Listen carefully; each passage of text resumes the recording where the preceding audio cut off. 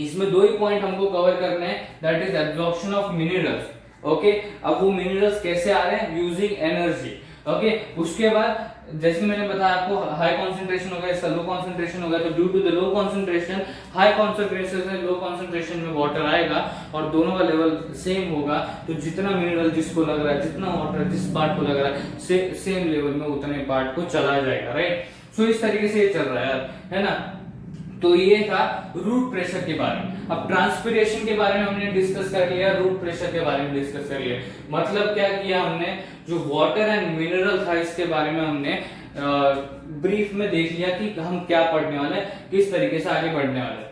अब देखो फूड की तरफ आते हैं। ओके, अब यहाँ पर देखो वाटर एंड मिनरल था, ये कौन रिस्पॉन्सिबिलिटी ले रहा है, इसकी जायलम ले रहा है। अब फूड को प्रॉपरली प्लांट के अंदर ट्रांसपोर्ट करना, रेगुलेट करना, इसकी जिम्मेदारी कौन ले रहा है, दैट इज फ्लोएम ले रहा है। और ये जो ट्रांसपोर्ट हो रहा है फूड का, इसको मतलब प्लांट के अंदर बेसिकली जैसे कि हम डिस्कस करें तो प्लांट के अंदर जो फूड का ट्रांसपोर्ट हो रहा है, ओके, इस प्रोसेस को हम क्या बोलते हैं, इस प्रोसेस को क्या नाम दिया गया, ट्रांसलोकेशन। Okay, translocation. अब बेसिकली एक सिंपल डेफिनेशन, बहुत सारी डेफिनेशंस हैं ट्रांसलोकेशन की, बट एक सिंपल डेफिनेशन है दैट इज जो फूड का ट्रांसपोर्ट हो रहा है from one part of the plant to another body, the another part of the plant where it is needed, okay, is called translocation. Simply in short क्या है, moving the food to the required part. Okay, अब इसको मैं diagram के through explain करूंगा, और इसका एक डिफरेंट डायग्राम है जिसमें हम डिटेल में देखेंगे कि क्या हो रहा है, किस तरीके से हो रहा है। ओके, तो देखो ये इसको पहले एक्सप्लेन करता हूं, इसको पहले समझ लेते हैं।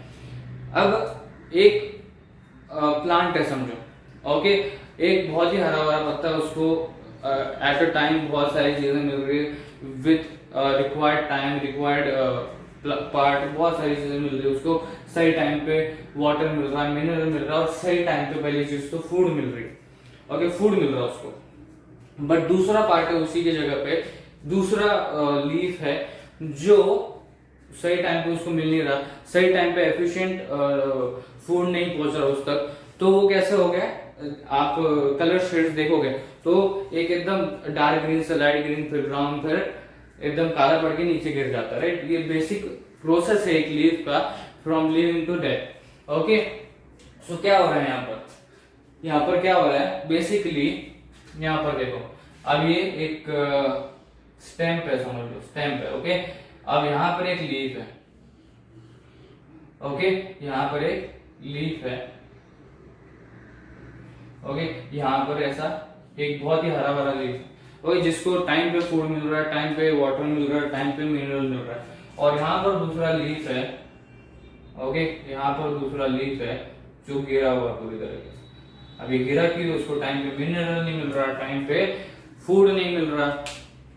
तो बेसिकली अब यहाँ पर होगा क्या, जितना इसको रिक्वायरमेंट था, ओके, जितना इसको रिक्वायरमेंट था डेली बेसिस को उतना उसने ले लिया, और बाकी के भी लीव्स है यहाँ पर, राइट, बाकी के भी लीव्स है, ऐसा नहीं कि एक ही लीव है, ऐसा हो ही नहीं सकता, राइट।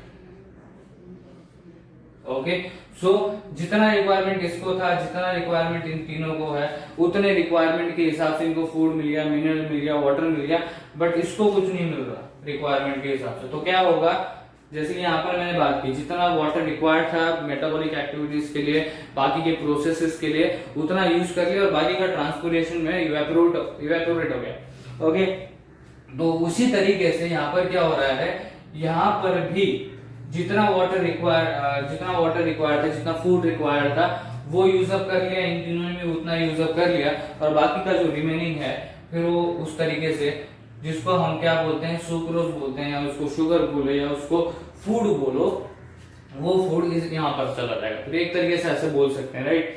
सो जितना भी फूड है, जितना भी जो भी चीजें लग रही है, वो इसमें चली जाती है, और फिर एक किस में कन्वर्ट हो जाता है, वापस एक नॉर्मल लीफ में। ओके, सो इस तरीके से पूरा प्रोसेस ऐसा हो रहा है। मतलब डायग्राम कैसे होगा, ऐसे होगा, राइट, यहाँ पर ये होगा ऐसे। ओके, सो ऐसे ट्रांसपोर्ट हो रहा है, यहाँ पर ग्रीन एरिया है, यहाँ पर नॉन ग्रीन एरिया, वो सारी बातें हम करेंगी तो ट्रांसलोकेशन का प्रोसेस क्या है, ट्रांसलोकेशन का प्रोसेस क्या है, दैट इज जहां पर रिक्वायर्ड है, ओके अब यहां पर रिक्वायर्ड था फूड, ओके यहाँ पर सुक्रोज रिक्वायर्ड था, मतलब क्या है, फूड, ओके मतलब एक तरीके से यहाँ पर बताया भी जा रहा है कि एक पार्ट से दूसरे पार्ट तक ट्रांसपोर्ट करना फूड को जहां पर उसकी जरूरत है। इन शॉर्ट यहाँ पर क्या लिखा गया, moving the food to the required part, okay अब क्या है, ये पूरा मुरझा गया है पत्ता वगैरह, ये मतलब इसको इम्प्रॉपर तरीके से फूड मिल रहा है, इम्प्रॉपर तरीके से वाटर मिल रहा है, इम्प्रॉपर तरीके से मिनरल्स मिल रहे हैं। तो बेसिकली हम यहाँ पर फूड की बात करते हैं अभी। सो इन सबको प्रॉपरली सब कुछ मिल रहा है, बट यहाँ पर क्या हो रहा है, यहाँ पर प्रॉपरली नहीं मिल रहा है, इस तरीके से बोल सकते हैं आप, राइट। सो जो भी अब सुक्रोज या फूड हुआ तो एक तरीके से एक पार्ट से दूसरे पार्ट तक ट्रांसपोर्ट हो रहा है, ओके एक पार्ट से दूसरे पार्ट तक ट्रांसपोर्ट हो रहा है जहां पर उसका रिक्वायरमेंट है, ओके जहां पर वो रिक्वायर्ड है, ओके। सो ट्रांसलोकेशन बहुत ही सिंपल है ना, सिर्फ इतना ही है कि जो सुक्रोज है दैट इज फूड है, जहां पर उसकी जरूरत है वहां पर वो फूड पहुंचा देंगे, इसको ट्रांसलोकेशन बोलते हैं। अब देखो इसको अगर हम numbering wise according to the information हम लिखें तो सबसे पहले जो सबसे ज्यादा आपको लिखना पड़ेगा, जिसमें आपको सबसे ज्यादा लिखना पड़ेगा वो होगा ट्रांसपिरेशन, राइट, वो होगा ट्रांसपिरेशन, जिसमें आपको डिटेल में होल प्रोसेस समझाना। उसके बाद होगा translocation, okay according to the information that you have to write in this topics. फिर तीसरा होगा रूट प्रेशर, ओके अभी किसके बेसिस पे है, on the information, on the basis of information जो आपको लिखना पड़ेगा इन तीनों।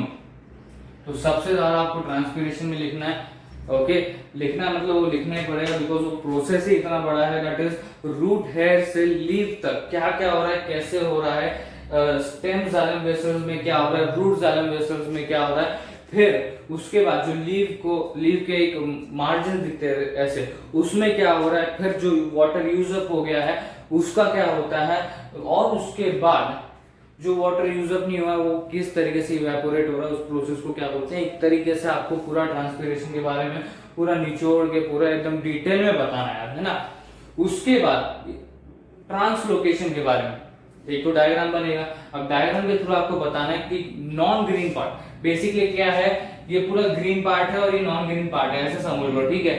अब ग्रीन पार्ट से नॉन ग्रीन पार्ट तक लाना है उसको, तो वो कैसे आता है, ओके वो कैसे आता है वो सब कुछ आपको ट्रांसलोकेशन में लिखना है, मतलब वो प्रोसेस लिखना है कि फूड जो रिक्वायर्ड पार्ट है, ओके प्लांट का जो रिक्वायर्ड पार्ट है वहां तक कैसे जा रहा है वो आपको लिखना है, ओके। उसके बाद रूट प्रेशर के बारे में लिखना होगा आपको, दैट इज थर्ड पॉइंट जो होगा आपका, according to the information, on the basis of information that you have to right.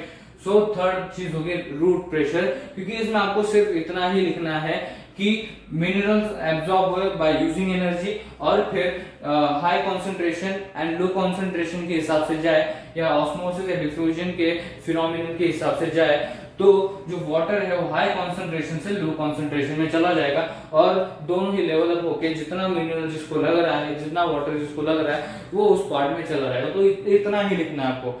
अब इसमें क्या क्या लिखना है आपको, रूट हेयर में क्या हुआ, रूट में कैसे गया, रूट अब किससे जुड़ा हुआ, स्टेम से, अब स्टेम से जुड़ा हुआ तो स्टेम वेसल्स में क्या होता है, स्टेम जाइलम वेसल्स में क्या होता है, अब वो किससे ब्रांच कर रहे हैं, कहां पर ब्रांच कर रहे हैं, इनटू द लीव्स। अब लीव्स में क्या हो रहा है, अब लीव्स में वो सारे प्रोसेसेस, मेटाबॉलिक एक्टिविटीज, ये सारी चीजें होंगी। अब उसके बाद जो रिमेनिंग वाटर है वो ट्रांसपिरेशन के थ्रू कैसे जाता है, कैसे इवेपोरेट होता है, ये सारी चीजें आपको इसमें लिखनी है, ओके। उसके ट्रांसलोकेशन में लिखनी है रिक्वायर्ड पार्ट में फूड कैसे जा रहा है, ओके।